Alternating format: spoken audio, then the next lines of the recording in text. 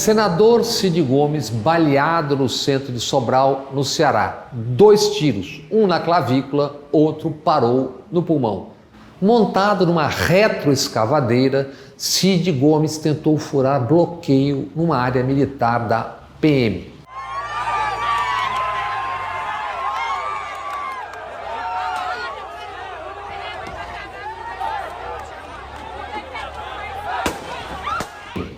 Em campanha salarial, policiais militares amotinados, ferindo a lei que proíbe greve na segurança pública.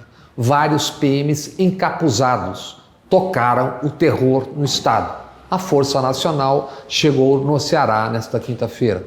Governadores usam PMs como guardas pretorianas e cada vez mais se tornam reféns das suas PMs, que, mesmo após a ditadura, seguem legalmente na condição de forças auxiliares do Exército e prisioneiras do secular ideário brucutu, defender o patrimônio público e privado e não o atender e servir aos cidadãos. Atiçado pelo próprio presidente da República e os seus, este é um tempo de armas e violência, de militares tendo aulas e bebendo ódio despejado pelo ideólogo do bolsonistão, aquele intocado nos Estados Unidos. Não por acaso, aumento dos atos de brutalidade, violência e mesmo terror praticados Brasil afora por policiais.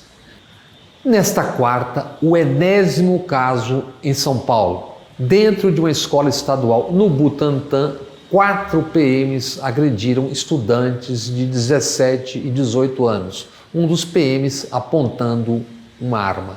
Dezenas de casos nas redes.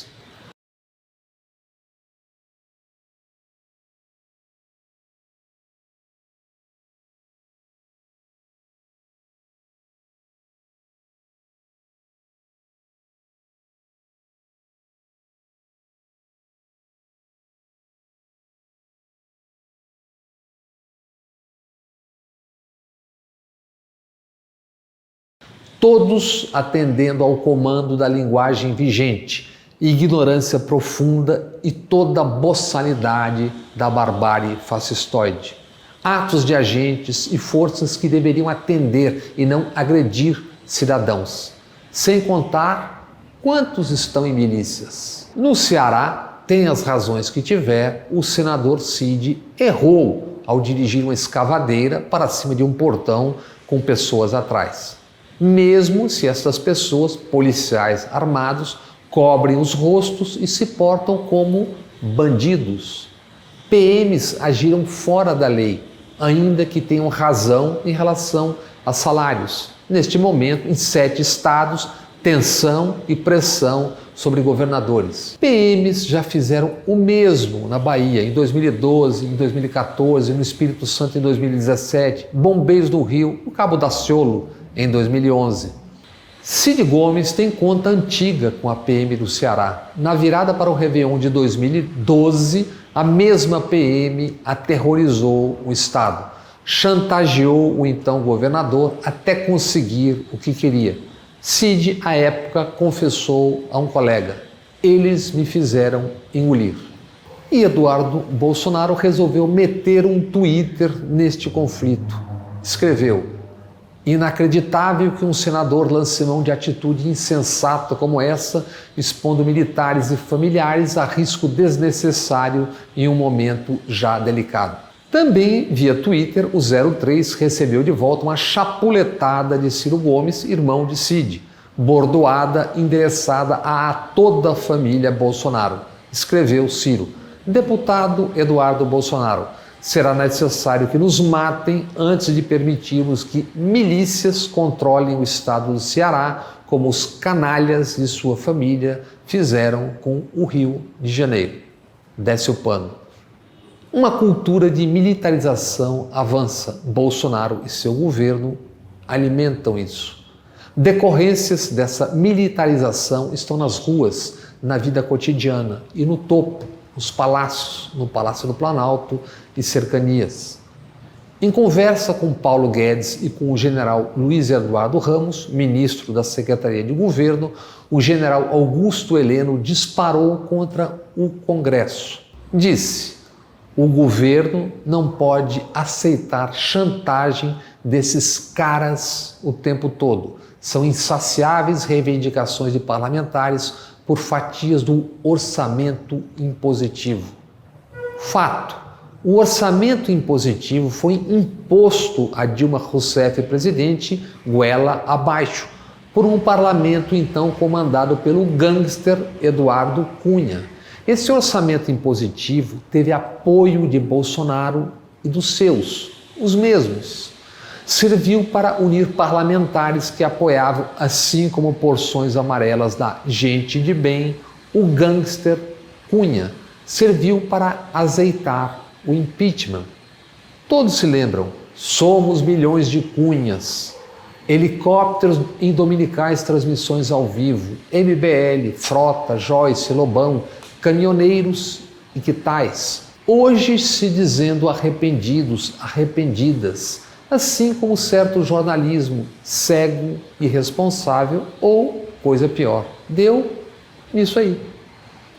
Esses caras citados pelo general Heleno são o Legislativo, a Câmara e o Senado, o Congresso. O Congresso está assumindo poderes de semiparlamentarismo por motivos análogos aos dos militares. Os militares, que já são 2.500 no governo, podem ser mais 7.000 no INSS.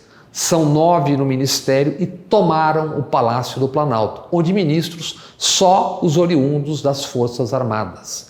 Essa ocupação militar se acentua quanto mais graves vão se tornando desgoverno e suspeitas decorrentes do milicianato de casos escandalosos como Adriano, Marielle, etc. Nomeado chefe da Casa Civil 2 dias depois da morte do miliciano Adriano Magalhães da Nóbrega, o general Braga Neto foi interventor no Rio em 2018. Estava no comando quando Marielle Franco e Anderson Gomes foram assassinados. O que há para saber, formal ou informalmente, o que pode ser provado e dito, e mesmo o que não pode, o agora chefe da Casa Civil de Bolsonaro certamente sabe. Nesses casos, quem tem o poder é quem tem informação ou meios para chegar à informação. Claro que sempre a depender do rumo dos ventos e eventos.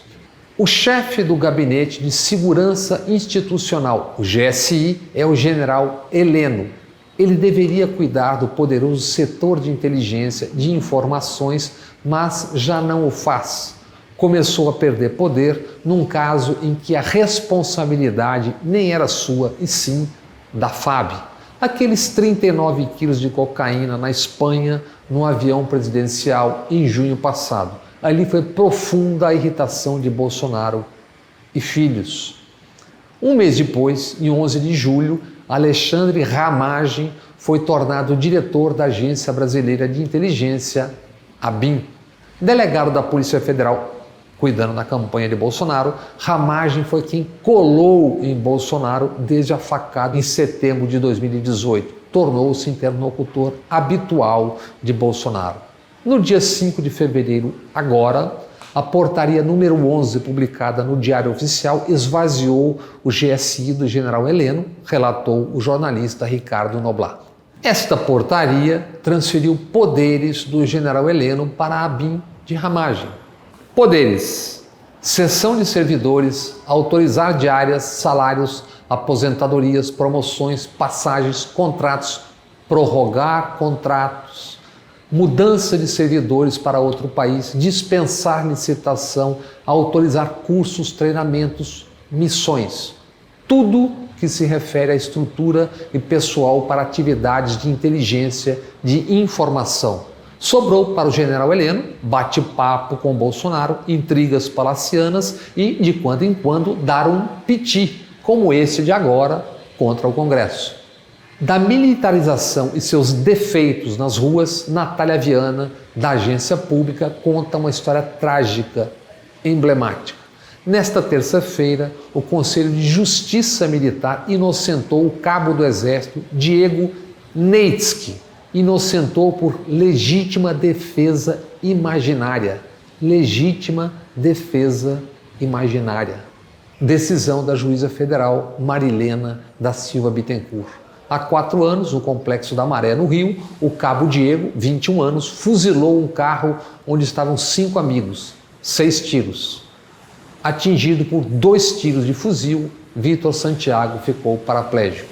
O promotor militar Otávio Bravo defendeu a seguinte tese: o cabo supunha atirar em um carro com criminosos na iminência de disparar contra uma patrulha do Exército.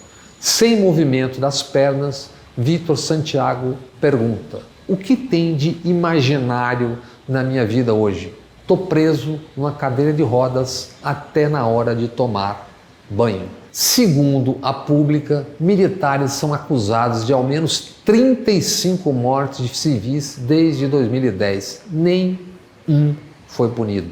E desde 2017, se um militar mata um civil, é julgado pela Justiça Militar. Moro e Bolsonaro seguem querendo a tal excludente de ilicitude, que na prática é uma licença para que policiais e militares matem alegando, por exemplo, eu imaginei que. Imaginem